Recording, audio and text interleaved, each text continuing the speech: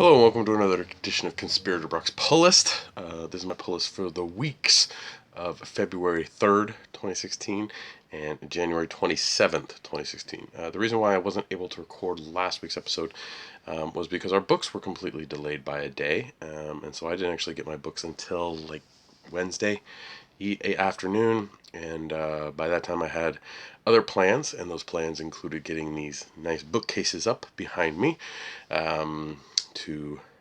to display all of my nice hardcovers. At least there's trades down here in the drawers.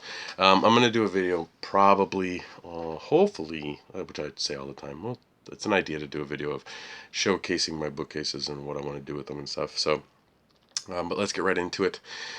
So for the week of February 3rd, this is this Wednesday. First up, we have Batman and Robin Eternal, number 18. If you haven't already guessed, I am 18 behind. Next up is Batman Europa, number 4 of 4. Now that this is done, I can go ahead and say, hey, I can finish this all in one shot. I like it. Next up is Detective Comics number 49. I just got caught up with issue 48 today, and then another one comes. Oh, so much. But I've been really enjoying Detective. It's really fun, good stuff to see Jim Gordon run around as Batman. But hopefully that's going to come to an end soon. We're going to get some more Batman on Batman. Next up is a title I had to pick up because Suicide Squad's in it, but I read it anyway, and that's Midnighter number 9. Is taking on the Suicide Squad. So we'll check out what goes on with Midnighter and the Suicide Squad. Next up is Paper Girls number 5. I have not yet read any of the Paper Girls. It's Brian K. Vaughan. I should be reading it. Should be enjoying it. But haven't been quite able to get that locked down. Then next up we have Swamp Thing number 2 of 6. I read the first one, enjoyed it, so I'm looking forward to checking out the next issue. I've been kind of bummed that Swamp Thing has been gone for a while, but this miniseries seems to be engaging enough that it'll give me a little taste of Swamp Thing to tide me over. Next up is Ed Brubaker and Stephen Epting's Velvet. This is number 13. Velvet's really, really good, solid stuff. I love it. It comes out at a slow pace, but that's okay. It's good stuff. Then next up on my pull list is Exo Manowar number 44. I'm definitely a few months behind, 4 or 5 months behind on this title, but I really enjoy Exo Manowar. It's been a great title from Valiant, and I highly recommend it to anybody who's looking for something that's non-traditional DC or Marvel, but kind of in the superhero realm. Next up, we have my variant covers from this month. One is a carryover from the adult coloring book from last month from DC, and that's We Are Robin number 8. I got my adult coloring book variant cover there. And then Neil Adams is the variant cover month guy this month. I'm not a big fan of Neil Adams. Some of his old stuff is great, but his newer stuff is not so much. But I had to pick up one because Harley Quinn was on it, and that was Detective Comics number 49. So I snagged up the Neil Adams variant on that. And I did pick up a graphic novel, or Omnibus, this week that comes out, and that is Nick Spencer's amazing run on the Superior Foes of Spider-Man. I've never read it, heard high reviews, really love his stuff on Ant-Man. It's great stuff, so I'm going to check out. I got my full thing of the Superior Foes of Spider-Man, so I can't wait to dive into that bad boy. Alright, let's get to the read list. First up on the read list is Action Comics number 49. Action hasn't really been too great. I stopped reading Superman, but Action is a little bit better than Superman, so I've been continuing with that one. Next up is A-Force number 2. At the end of A-Force number 1, the Infinity Girl, or whatever her name is, she was put in handcuffs, so I don't know. It's alright. I don't know if I'm going to keep going with it. But who knows? A-Force might surprise me. Next up is Amazing Spider-Man number 7. Yes, we are already on issue 7 of Amazing Spider-Man, and if you're having weird feelings of, didn't I have a issue 7 recently? You probably did. It's okay. I'm enjoying it. It's Spider-Man doing Batman Inc. Yeah, Batman Inc. was better. Next up is Batman Beyond number 9. Really loving the stuff with is it Tim? Yeah, Tim or somebody goes to the future. I think it's Tim Drake. Robin goes to the future and becomes Batman Beyond of the future. Fun stuff. Next up is Captain Marvel #2. Read the first issue. Was actually intrigued by it, so I'm gonna check out issue 2 to see if it's engaging enough to keep reading. Which is funny because Captain Marvel hasn't been good in a while, so it's good to have a nice Captain Marvel book that's solid. Next up is Doctor Strange #5. Really enjoying Doctor Strange. Aaron's doing a good job on that book. It's weird, but hey, it's magic. What do you expect? Next up we have Green Arrow #49. I really enjoy Green Arrow.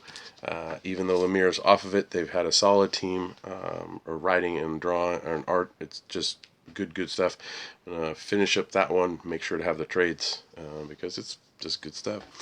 Next up we have Green Lantern #49. Yeah, I mean Green Lantern's been okay. It's not as solid as the John stuff, but it's gotten a lot better than it was right after John's. So I'm just gonna keep going with it and see where it takes me. Which isn't very far because they're doing Rebirth soon. So a lot of these titles, DC's-wise, I'm just going to kind of finish them up and then maybe dive into some new stuff when the Rebirth stuff comes out in June, July. Next up, we have Invincible Iron Man #6. Bendis is doing a decent job giving us a single character title with Iron Man. So I've been enjoying it a lot more than the previous Bendis stuff I've read. I think he's just better with a single character. It's just when he has the team, they all kind of sound the same and blend together, and it's just. Next up, we have Scarlet Witch #3. I enjoyed the first 2 issues of this, so I'm going to keep going with it. It's curious to see how they're portraying Scarlet Witch in this all new, all different Marvel universe, but so far it's been a good thing. James Robinson's doing an excellent job on that. Next up is The Sheriff of Babylon #3. This is by, I can't remember his name, but King is the writer. Good stuff. I'm enjoying it. King is rumored to be going to take over Batman bi-monthly once Rebirth comes out. So I'm curious to see where that goes. But it's a great choice for Batman. King has been doing some amazing work. And I think he deserves a shot at a big title. Next up, we have Ultimate Spider-Man, or aka just Spider-Man #1. It's the Miles Morales jumping around the all new, all different Marvel Universe, even though he came from Ultimate Universe in the old Marvel. I don't know. Check it out, see what it is. Next up is Star Wars Obi-Wan and Anakin #2. Issue 1 of this surprised me. I actually enjoyed Anakin as a character. Ever since the movies came out, I have not really been a big fan of the character, and I haven't gotten into the Clone Wars stuff just because of that. But that was a really good first issue for that series, so I'm looking forward to checking out more. All the Star Wars books have just been really solid, even the ones that were a little bit weaker. Next up is Uncanny X-Men #3. Yes, we're on #3 already. Pumping them out like there's no tomorrow. It's enjoyable. The first 2 were enjoyable reads, so I'm going to keep going with it. Next up is a really solid title from Marvel, and that's Vision #4. If you haven't checked out Vision, I highly recommend it. It's good stuff. But yeah, Vision #4. So that's it for this week, the week of February 2nd, 2016. Yeah, due to the shipping fiasco that was last week, I wasn't able to do my pull list properly. So I'm just going to go quickly through what I got last week for you guys here. First up on the docket is Aquaman #48. Been enjoying Aquaman, got caught up recently, but now I have another issue to read. Then, of course, there was Batman and Robin Eternal #17, so I'm 18 behind because of the previous one earlier. Next up is Black Magic #4. Enjoyed the first 2 issues of this. I don't remember if I've read the third one, but I've been enjoying it. Greg Rucka's doing an amazing job. Bloodshot Reborn by Jeff Lemire #10. Really solid stuff. Enjoying Bloodshot a lot. The artwork fits with Lemire style, all that stuff. It's great. Next up is East of West #24. I'm a little behind on East of West, but I've enjoyed it for the most part. And then we have Faith #1. We got second prints of Faith #1 because I don't think Valiant printed enough copies to fill orders on the first one, and so they went to a second printing already. It kind of bums me out, but I'm like, I'll check out Faith #1, see if I like it. If not, it's something that I can just grab and trade or put on my read list. Next up, we have JLA number 7. I'm a few issues, about 3 or 4 months behind on that, so I need to get caught up. I know I say this a lot, and I'm working on it. I'm trying. I've busted through it a couple of titles, getting caught up on those like Suicide Squad, Aquaman, Detective. I've gotten caught up, Cyborg, Constantine.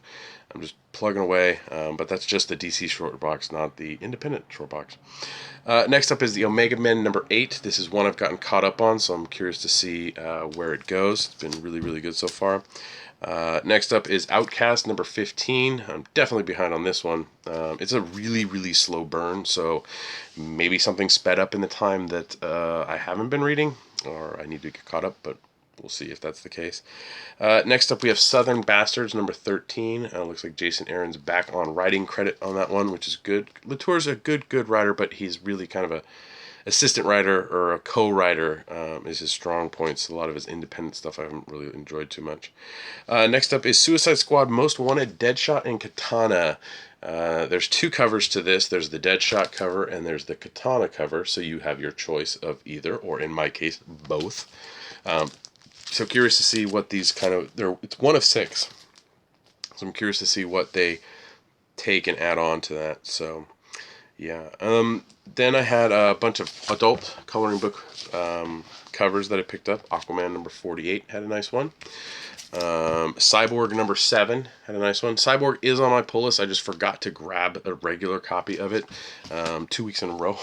But that's okay. I think we have one at the shop. I grabbed Deathstroke number 14. Yep. Grayson number 16 was also a coloring book variant. Superman had one. Looks like very complex biomech brainiac stuff. Superman Lois and Clark number 4 had one. Looks pretty fun. And then a very kind of small, detailed Teen Titans 16 had an adult coloring book variant cover. Crap. They did finally give us the DC pencils, which weren't anything special. They were a random 12-pack or something of coloring pencils with a DC exclusive sticker stuck on them, so not too much to be excited about. There was a trade that came out last week that I grabbed, which was Swamp Thing Volume 7, Season End. So this finishes up Swamp Thing, the Swamp Thing from the New 52. Really, really great stuff. If you haven't jumped on Swamp Thing or you're curious about it, I would highly recommend going back and picking up the Swamp Thing that started with the New 52. That stuff was really, really engaging, really, really good. Snyder did a great job starting it out, and Soul just nailed it towards the end of the run. And the art's just amazing. Yannicka Patrick and Jesus Sayas do an amazing job as writer and artist team-ups on the book.